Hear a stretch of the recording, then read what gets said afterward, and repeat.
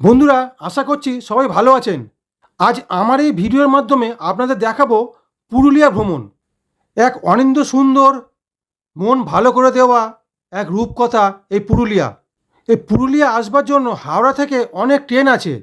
আপনারা রাতের ট্রেনেও আসতে পারেন বা দিনের ট্রেনেও চলে আসতে পারেন। এছাড়াও কলকাতা থেকে সরাসরি পুরুলিয়া আসার বাস সার্ভিস পাওয়া যায়। পুরুলিয়া এসে এবার আপনারা ওইখান থেকে গাড়ি ভাড়া করে চলে আসুন, যেখানে থাকবেন সেইখানে। দেখুন, আপনারা পাহাড়ের নিচেও থাকতে পারেন, আবার হিলটপেও থাকতে পারেন। দু জায়গাতেই অনেক হোটেল, হোমস্টে পেয়ে যাবেন। পুরুলিয়াতে অনেক কিছু দেখবার আছে, সুতরাং ঘোরবার জন্য সব থেকে ভালো হয় যদি আপনারা একটা গাড়ি রিজার্ভ করে নেন। তাহলে চলুন বন্ধুরা, আজ দেখে নিই রূপসী পুরুলিয়া। আজ আমাদের প্রথম দিন। আমরা দুপুরবেলা হোটেলে গিয়ে লাঞ্চ করে বেরিয়ে পড়লাম পায়ে হেঁটেই একটু হোটেলের চারপাশটা ঘুরে দেখবার জন্য। এইভাবে ঘুরতে ঘুরতে আমরা চলে এলাম আমাদের হোটেলের পেছনে একটা গ্রামে, যে গ্রামেই আছে সীতাকুণ্ডু। এই সীতাকুণ্ডু, এই জায়গাটা হচ্ছে ভগবান রামচন্দ্র যখন বনবাসে এসেছিলেন, ওই সময় সীতা দেবীর খুব জল পিপাসা পেয়েছিলেন। তো রামচন্দ্র এই জায়গা থেকে যাওয়ার সময় এইখানে তীর মেরে খাবার জল এনে দিয়েছিলেন। দেখুন, এই জায়গাটা থেকে এখনও কিন্তু সেই জলধারা বর্তমান। এই জলটা কোথা থেকে আসছে সেটা কেউ জানে না, কিন্তু এই বালির মধ্যে থেকে অনবরত জল বেরিয়ে আসছে। তো ওইখানে একজন পুরোহিত ছিলেন, ওনাকে জিজ্ঞেস করলাম, তো উনি বললেন এই জায়গাটাতে রামচন্দ্র আসবার জন্যই এই জায়গাটার নাম হয়েছে অযোধ্যা পাহাড়। আজ আমাদের পুরুলিয়া ভ্রমণের দ্বিতীয় দিন। সকালবেলা আমরা হোটেলে ব্রেকফাস্ট করেই একটা বোলেরো গাড়ি ভাড়া করে নিলাম। ভাড়া পড়লো 2300 টাকা। আজকে সারাদিন আমরা অযোধ্যা সার্কিটটা পুরো ঘুরে বেড়াবো। ড্রাইভার দাদাকে আমি যে জায়গাগুলো দেখানোর কথা বলেছিলাম, উনি সেই জায়গাগুলো তো দেখালেনি, উপরন্তু আরও কিছু এক্সট্রা জায়গা আমাদেরকে দেখিয়ে দিলেন। আমরা প্রথমেই আজকে দেখে নিলাম মার্বেল লেক। চারদিকে পুরো মার্বেল পাথরের পাহাড়, তার মধ্যিখানে লেক। একটা অসামান্য সুন্দর দৃশ্যের সাক্ষী থাকলাম। গাড়ি থেকে নেমে এই জায়গাটাতে আসা পর্যন্ত বেশ কিছু দোকানপাট গড়ে উঠেছে। এইখানে গাড়ি পার্কিংয়ের ফিস হচ্ছে 20 টাকা।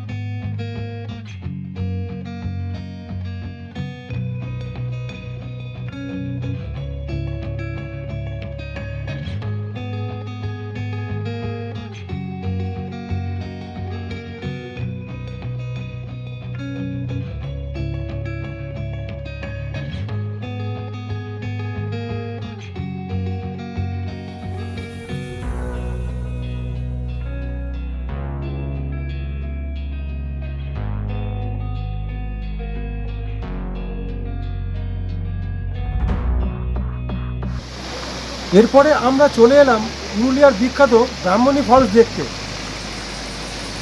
রাস্তা থেকে নেমে একটা ছোট ছাকো পেরিয়ে তারপরে যেতে হয় এই ফলসটা দেখবার জন্য।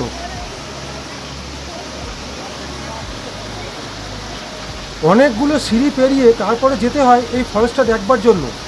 আপনারা যাবার পথে দেখতে পাবেন বেশ কিছু মানুষ ওই শর্টকাট রুটে ওই জায়গাটাতে যাওয়ার চেষ্টা করছে, ওই গাছের ডাল টপকে বা পাথরের ফাঁক গলে এদিক ওদিক করে। কিন্তু আমি একটা কথা বলবো, আপনারা কিন্তু কেউ ওরমভাবে কেউ যাবেন না, কারণ এই জায়গাটা খুব রিস্কি জায়গা। যখন তখন ব্যালেন্স হারিয়ে ফেলতে পারেন বা পা হড়কে যেতে পারে। সুতরাং কষ্ট হলেও যদি দেখবার থাকে তাহলে বলবো সিঁড়ি থেকে নেমেই যান। ফলসটা অসম্ভব সুন্দর।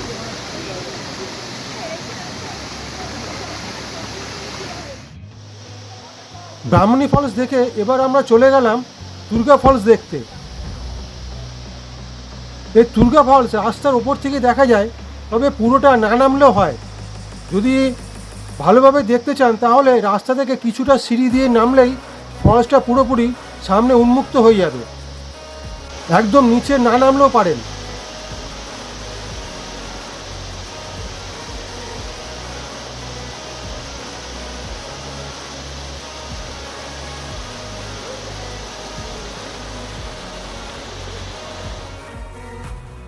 এইবার আমরা চলে এলাম টুরগা ড্যাম দেখতে। খুব সুন্দর এই ড্যামটা, সামনে দাঁড়িয়ে খুব ভালোভাবে উপভোগ করলাম। এখানে বেশ কিছু বাচ্চা ছেলে মেয়ে তারা নানা রকম জিনিস তাদের হাতে বানিয়ে বিক্রি করছে। যদি পারেন তাহলে খুব সামান্য দামে ওদের থেকে কিছু জিনিস কিনলে ওরা খুব খুশি হবে। আর যদি কিছু ওই দোকান থেকে খাবার কিনে দেন, চিপস এইসব প্যাকেট, তাহলেও খুব খুশি মনে ওরা নিয়ে নেবে।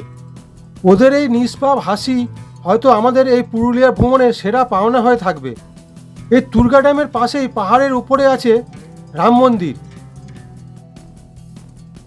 অল্প কিছু সিঁড়ি ভেঙে ওপরে উঠে গেলে দেখতে পাবেন খুব নিরিবিলিতে এই মন্দির বানানো হয়েছে।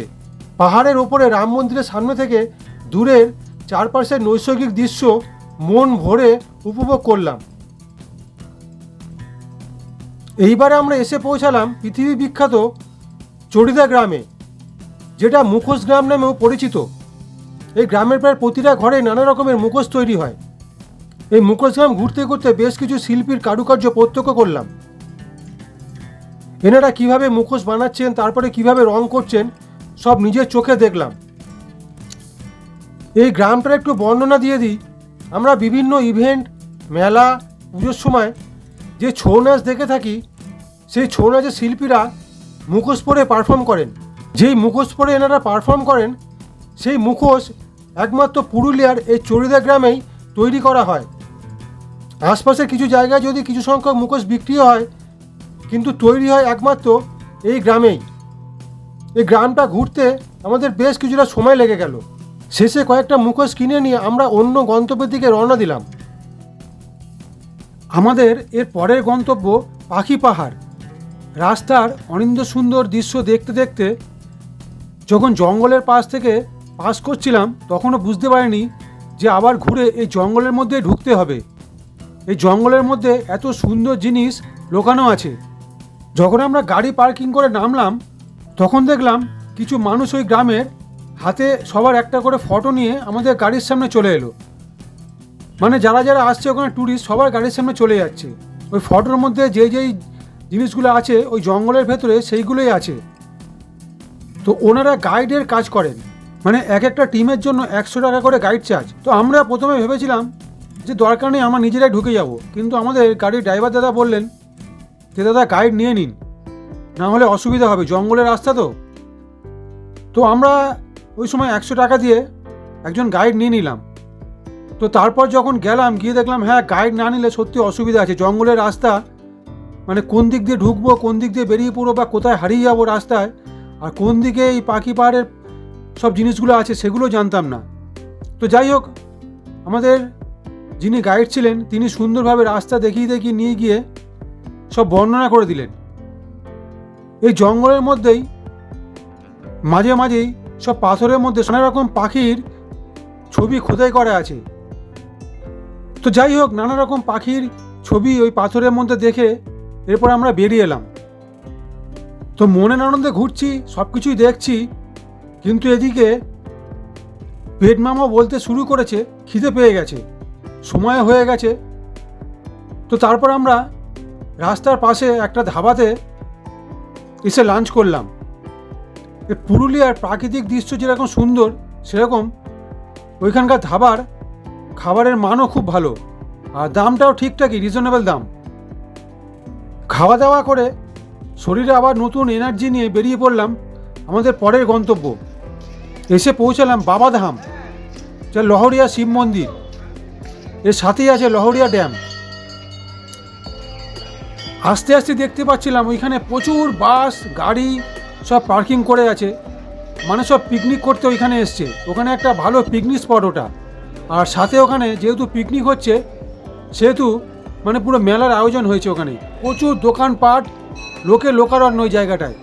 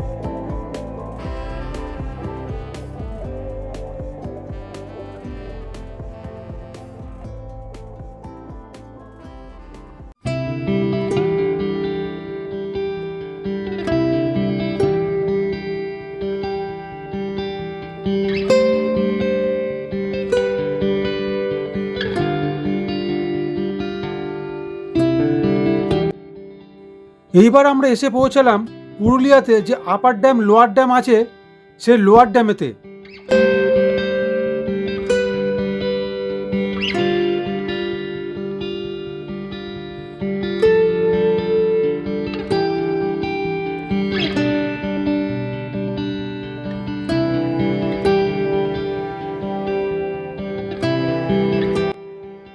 লোয়ার ড্যাম দেখবার পর এবার তো যেতেই হবে আপার ড্যাম দেখতে, সুতরাং আমরা এবার গাড়ি নিয়ে চলে এলাম আপার ড্যামে।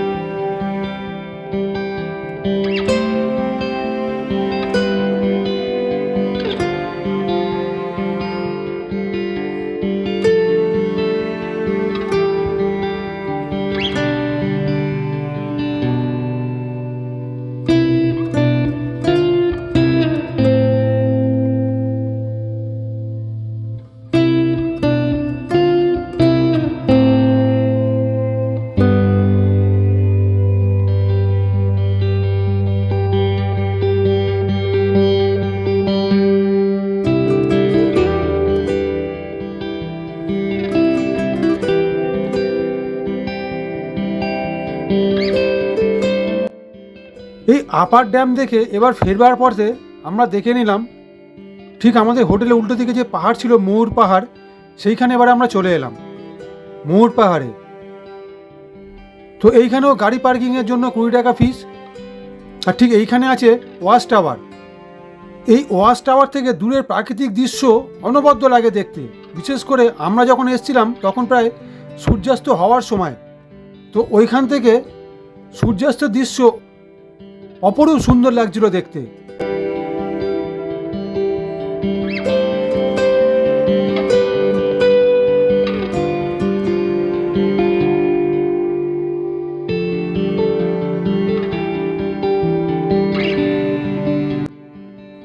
তো এরপরে আমাদের আজকের ভ্রমণ এখানেই শেষ হবার কথা ছিল, কিন্তু আমাদের ড্রাইভার দাদার সাথে আমাদের সম্পর্কটা এত ভালো হয়ে গেছিলো ব্যবহার, যে উনি বললেন চলুন আজকে আমি আপনাকে আর একটা জায়গা দেখিয়ে দিচ্ছি।